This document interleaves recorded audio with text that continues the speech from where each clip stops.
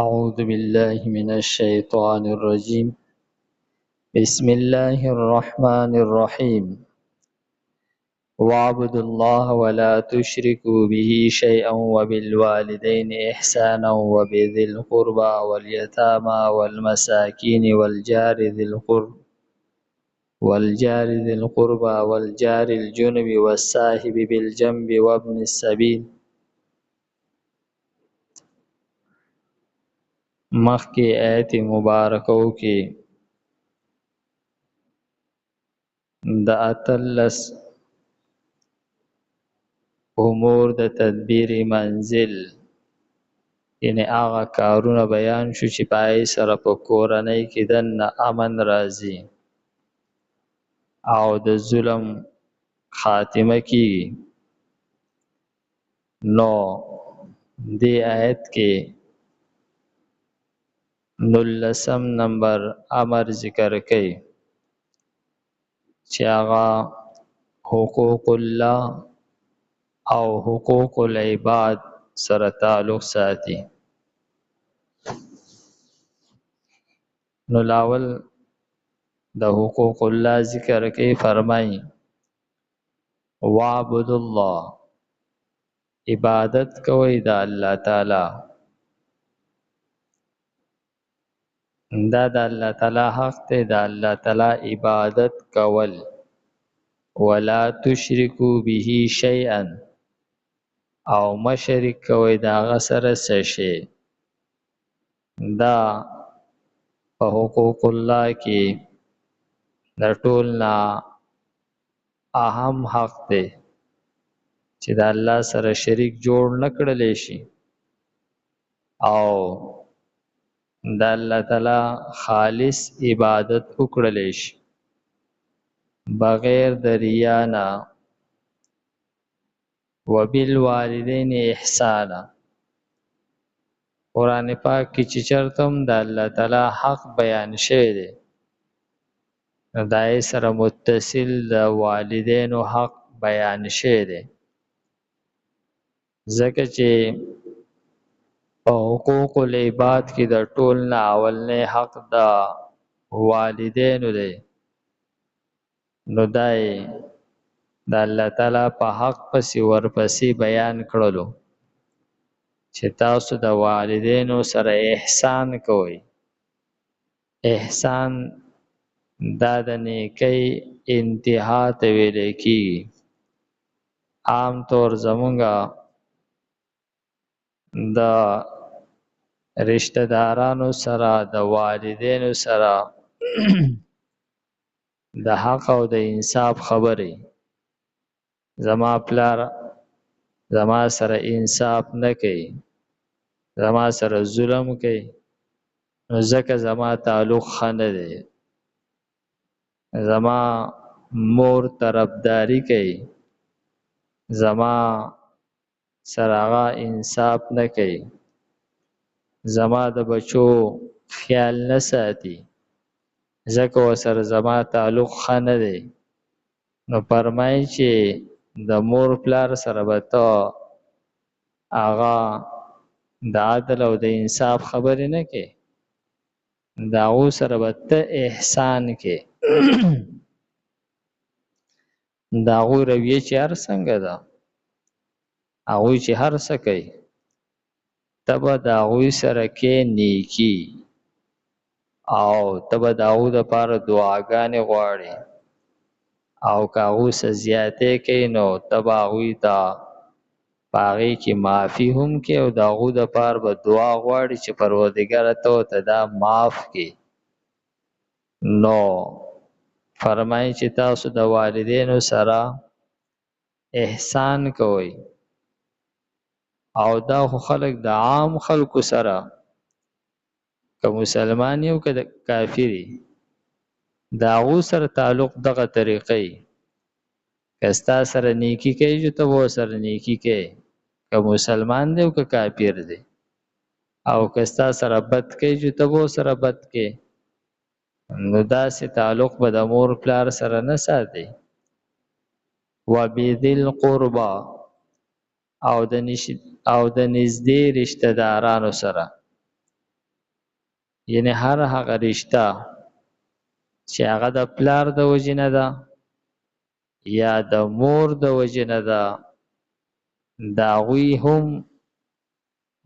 هغو سره هم احسان کول، ښه تعلق ساتل، رشته داری پالل. یعنی که هغوی هغه ستا خیال نه ساتي، ستا سره رشته داری نه پالي، تاله څه حیثیت ویلیو نه درکوي، نو ته به بیا هم د هغو سره تعلق ساتي. که فرض کړه هغه ستا سره تعلق ساتي، نو ته خو به ورسره خامخا تعلق ساتي.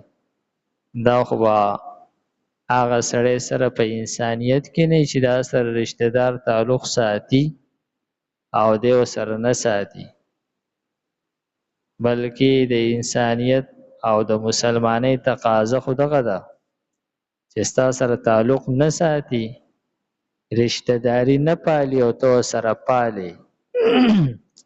لکه حدیث شریف کې راځي چې رشته داری پالونکی هغه نه دی چې دی د هغوی بدل پوره کوي، بلکې رشته داری پالونکی هغه دی چې څوک د ده سره تعلق ختمه او د سره بیا هم تعلق ساتي. والیتاما او د یتیمانانو سره احسان کول. یتیم چون کې یو داغه عمر کم دی، معشوم دی، او بل دا چې داغه پلار وفات شوی دی او داغه د پرورش څوک نشته دی، نو د رشته دارو نه پس د یتیم حق چې دی دا د نورو خلکو په مقابله کې سیوا دی.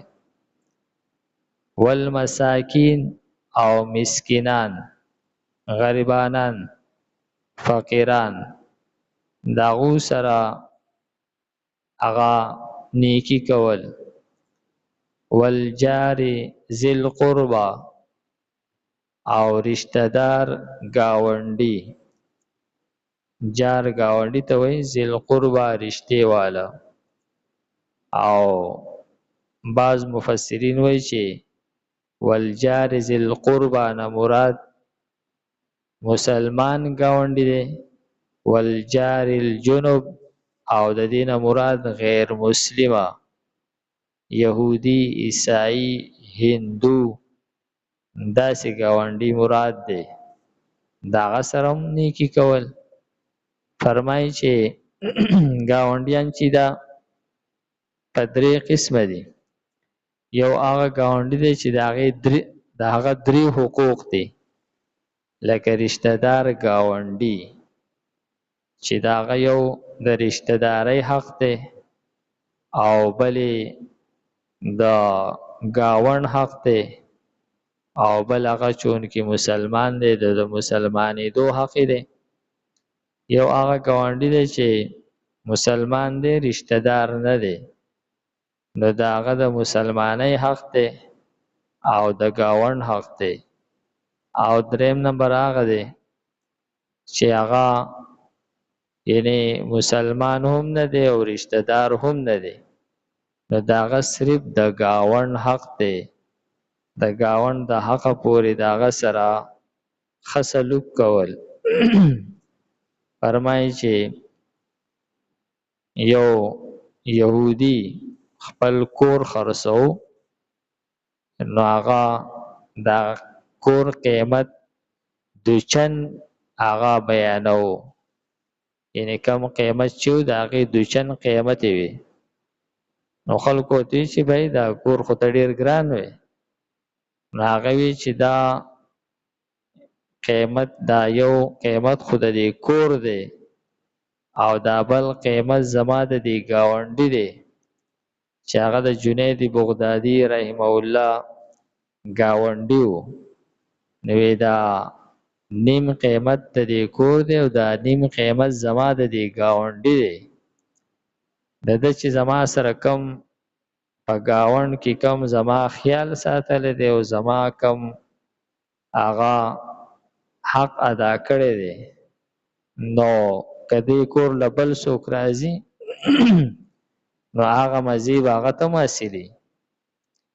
نو فرمایي چې والجار الجنوب او گاونډي غیر رشتہ دار یا گاونډي غیر مسلمه والصاحب بالجنب او مرګره د اړخ مرګره لکه یو سړی په سفر روان دی او د سر په سیټ کې بل څوک ناست دی یا یو کس یو ځای کې دکان دی او د سر په گاوند کې کم بل گاونډي دی او فرمایي چې یو مراد د دینا هغه بیبي هم ده هغه ته هم صاحب بالجنب ویل کېږي د اړخ مرګره وابن السبیل او مسافر هم چون کې د مشکل سره مخي داغه سره هم هغه حسن سلوک کول او فرمایي چې ګویا چې د مسافر کېدل یو حق دی او پدې کې هر میلمه شامل دی هر میلمه دا د دې په ضمن کې راځي وما ملکت ایمانکم او هغه چې مالکان شي دي خلاصونه ستاسو یعنی غلامان وینځي نوکران دا پدې کې شامل دي او دغه شانتي پدې کې ساروي او هر هغه زناور چې هغه ستا یعنی په ملکیت کې دی هغه ته ساتي نو دغه زناورو د خوراک سکاک او د هغوی د استوګنې خیال ساتل د هغوی د ځای زیږي خیال ساتل دا هم په ما ملکت ایمانکم کې راځي ان الله لا يحب یقینا الله تعالی نه خوښي من هغه څوک کانا چې مختالن ډیر زیات تکبر کوونکې فخورا او خپل تعریف کوونکې د آیت په آخر کې وفرمایل چې الله تعالی متکبر او خپل ستاینه کوونکې نه خوښي نو د دې د ماقبل سره ربط دغه دی یعنی کوم سړی چې هغه د الله تعالی عبادت نه کوي دا هم متکبر انسان دی او فرمایي چې د مور پلار سره احسان نه کول د رشتہ دارانو سره احسان نه کول عام طور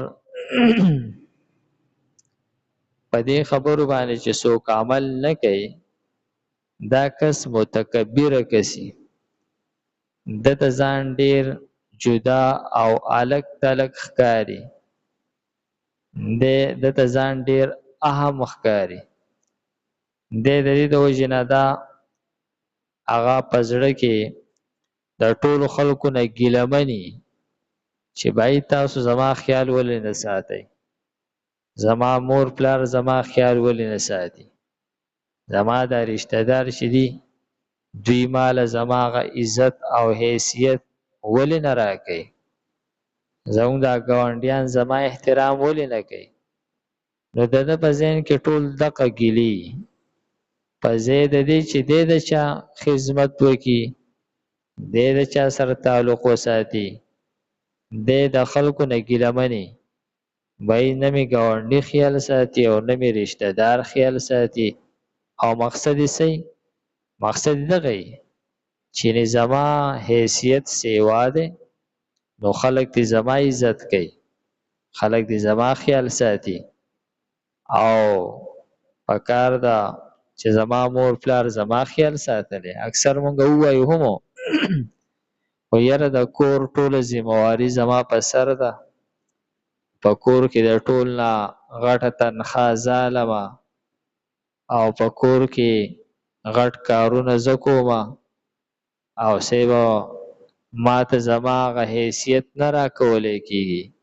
دغه تکبري دا یعنی خبرې چې څوک کوي چېرې زما د بل ورور نوکري نشته دی او ټوله خرچه زه چلوم او هغه زما ورور ته زما نه زیات حیثیت حاصل دی.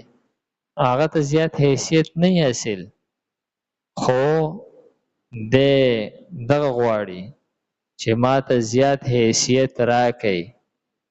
دغه یعنی کم کسان چې د والدینو سره هغه تعلق ښه نه ساتي یا رشتہ دار سره یا د یتیمانو مسکینانو ګاونډیانو د دې خیال چې کم خلک نه ساتي د مسافرو یا د اړخ د ملګري یعنی د ښځې هم خیال نه ساتي نو په هر ځای کې د هغه دغه مطالبه وي بای زما یو سټیټس دی او زما یو حیثیت دی زما چې دی نو زه ستاسو په شانتې نه یم زه لږ اهم کس یمه تاسو زما خیال ساتئ.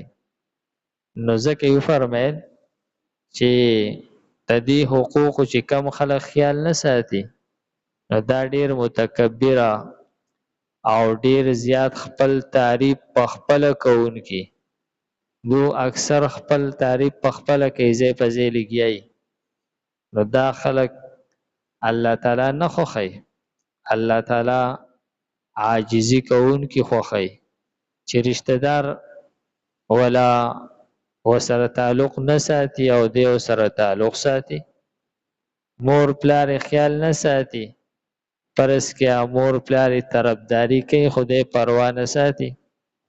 دوی زما د مور پلار مخې د زما څه حیثیت دی مور پلار به زما خیال ساتي که زه به خیال ساتم او ټیک شو دا رشتہ دار دی زما سره رشتہ داری نه پالي زه به یې ورسره پالم. دته ځان څه سیوا یا څه اهم نه ښکاري چې دی احتجاج کوي بلکې دی په هر ځای کې هغه عاجزي کوونکی دی.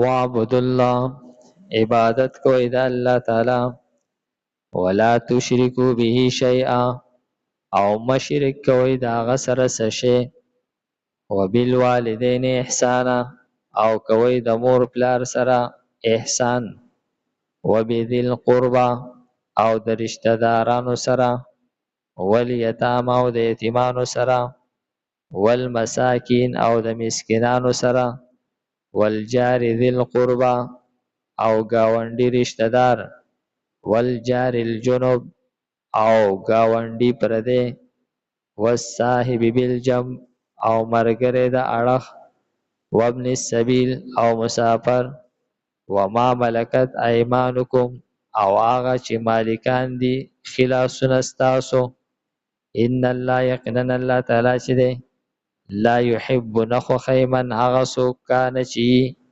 مختالا تکبر کوونکې فخورا خپل تعریف کوونکې. الحمدلله رب العالمین والعاقبۃ للمتقین والصلاة والسلام علی خیر خلقه محمد و آله و اصحابه اجمعین. پروردگار زموږ دا ناسته په خپل دربار کې قبول کړي. پروردگار موږ ته د قرآن پاک سمجھ بوجھ را نصیب کړي. د مرګ نه مخکې د عمل کولو توفیق راکړي. وصلی الله تعالی علی خیر خلقه محمد و آله و اصحابه اجمعین برحمتک یا ارحم الراحمین.